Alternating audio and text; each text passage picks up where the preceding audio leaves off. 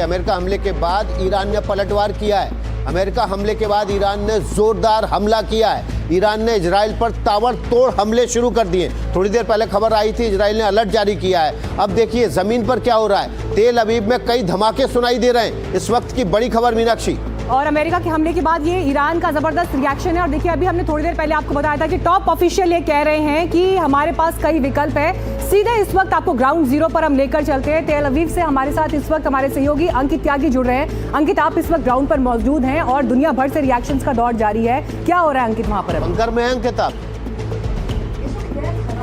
देखिए, मैं सबसे पहले आपको बताना चाहता हूं कि इस वक्त मैं तेल अवीव में हूं और अब से कुछ देर पहले यहां पर जो इमरजेंसी सायरन है वो बजाए गए। और इमरजेंसी सायरन के बाद जो प्रोटोकॉल होता है कि आपको अपने नियरेस्ट बंकर में जाना होता है, शेल्टर में जाना होता है, वहां पर हम लोग दौड़ के पहुंचे हैं। यहाँ पर एक छोटा बंकर मैं सबसे पहले आपको दिखा दूं यहाँ पर, क्योंकि बाहर का तो आप कुछ अभी नहीं देख पाएंगे, लेकिन यहाँ पर कुछ लोग यहाँ मौजूद हैं, उनके पेट्स यहाँ मौजूद हैं। करीब 15 से 16 लोग हैं इस वक्त इस बंकर में जहां पर मैं मौजूद हूं।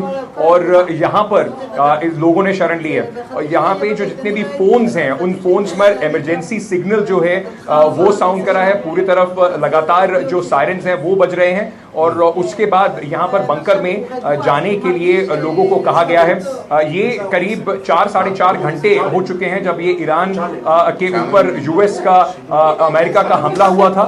और उसके बाद से लगातार 4 घंटे तक शांति बनी रही। और उसके बाद अभी कुछ देर पहले पिछले 7-8 मिनट में सायरन्स लगातार बज रहे हैं। बाहर अभी क्या हालात हैं इसका जायजा लगाना अभी मुश्किल है, लेकिन कम से कम जब तक यहाँ से ऑल क्लियर साइन नहीं मिलेगा तब तक आपको बंकर्स में ही यहाँ पर रहना होगा। मैं जिन लोगों के साथ हूँ यहाँ पे काफी सारे लोगों ने हमसे बात भी की। उन्होंने बताया कि एक अंकित, क्या तेल अवीव में धमाके हो रहे हैं, मिसाइल गिर रही है, किस तरह की आवाजें सुनाई दी आपको और उसके बाद आप बंकर में गए?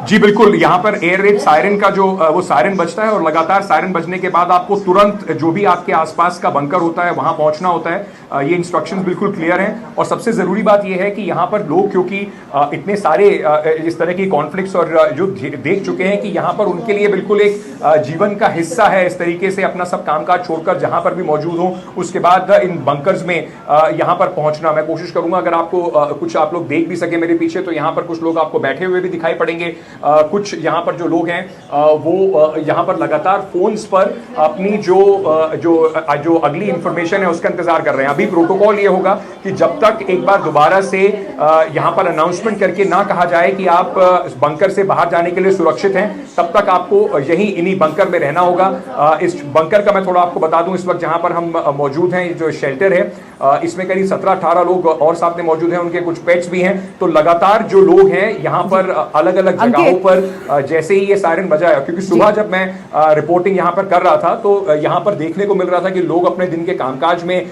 आगे निकले हैं, लेकिन उसके बाद तुरंत यहाँ पर एकदम सन्नाटा छाया इन सायरन्स के बाद। अंकित, अभी मालूम नहीं कि आप कितना कम्युनिकेशन आपका वहाँ पर लोगों से संवाद हो पा रहा है, नहीं हो पा रहा है, लेकिन जरूर जानना चाहेंगे कि वहाँ पर जो लोग हैं उनके बीच में किस तरह की कम्युनिकेशन है, क्या चर्चा है, क्या मिजाज है।